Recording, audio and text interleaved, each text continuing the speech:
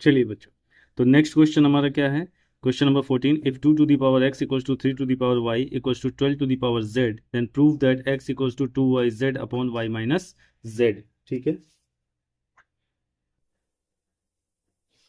तो ये भी प्रीवियस क्वेश्चन की तरह ही लगेगा, दिख रहा है। 12 के फैक्टर्स 2 और 3 भी हैं, बात समझ में आ रही है? यानी कि मुझे वही प्रोसेस फिर से फॉलो करना है। क्या लिखेंगे हम? लेट, क्योंकि ये सब आपस में बराबर नहीं है ना, ना आपको बेस इक्वल दिख रहा है, ना तो आपको एक्सपोनेंट इक्वल दिख रहा है। तो मैं क्या सोच रहा हूँ कि सबको पहले इक्वल करने के लिए हम इन सबको मान लेते हैं। 2 power x equals to 3 to the power y equals to 12 to the power z equals to k।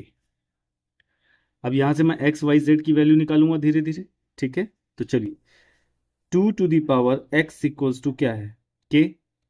तो 2 इक्वल्स टू क्या हो जाएगा? k to the power 1 upon x, मिल जाएगा। Similarly 3 to the power y equals to क्या है? k। तो 3 equals to क्या हो जाएगा? k to the power 1 upon y. 12 to the power z equals to k है, तो 12 इक्वल्स टू क्या हो जाएगा? k to the power 1 upon z।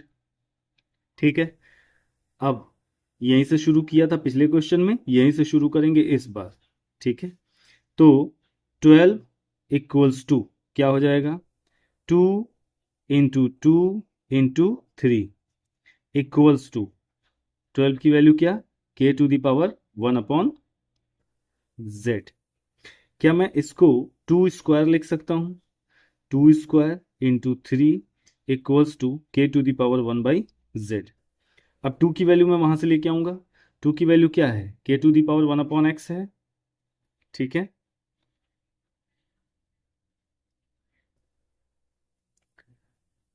2 square और इसकी वैल्यू क्या है?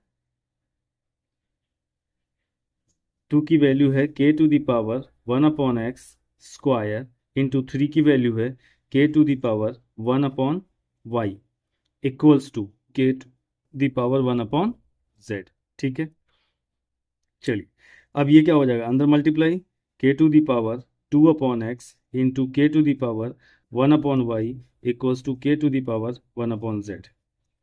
अब जब बेस सेम है, मल्टीप्लाई हो रहा है, यानी कि पावर्स क्या हो जाएंगी? ऐड हो जाएंगी।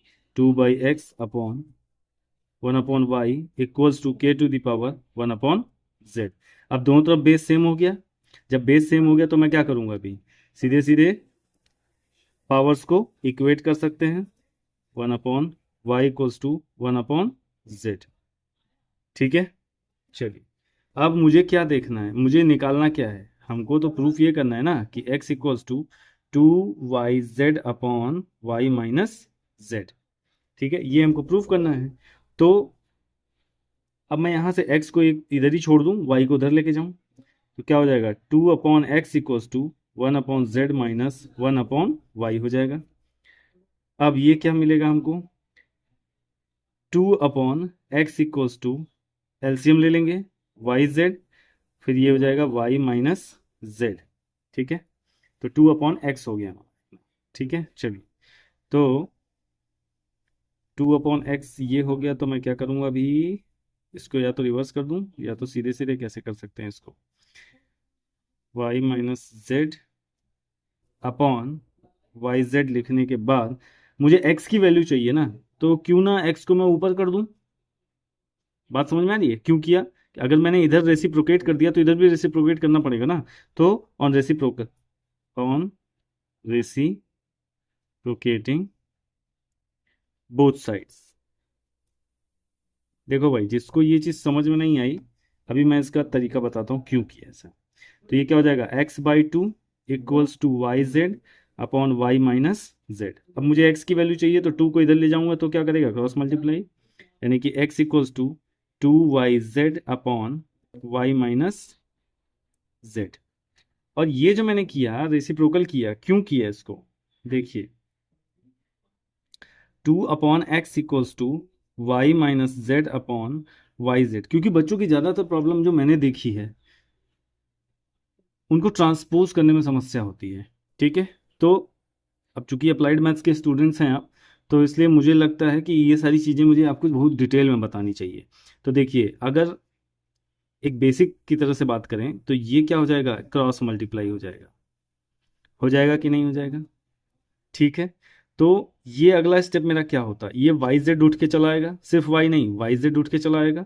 तो यहाँ पे क्या हो जाएगा, 2yz हो जाएगा इक्वल्स टू, अब ये x इससे मल्टीप्लाई करेगा तो सिर्फ y से नहीं करेगा, y माइनस जेड दोनों से करेगा, y माइनस जेड करेगा।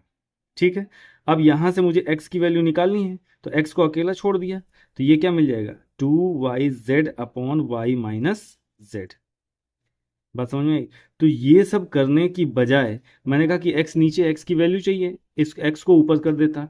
जब मैं x को ऊपर करूंगा तो yz भी अपने आप ऊपर चल जाएगा। क्यों? क्योंकि अगर मैंने एक किसी, ये इक्वेशन है ना, इसी इक्वेशन में अगर राइट साइड में या लेफ्ट साइड में कुछ भी काम किया तो वही काम हमको राइट साइड में भी करना पड़ेगा। दोनों साइड हमको एक ही काम करना पड़ता है, तब जाके वो इक्वेशन बैलेंस होती है, otherwise value has been changed. ठीक है। Thank you so much.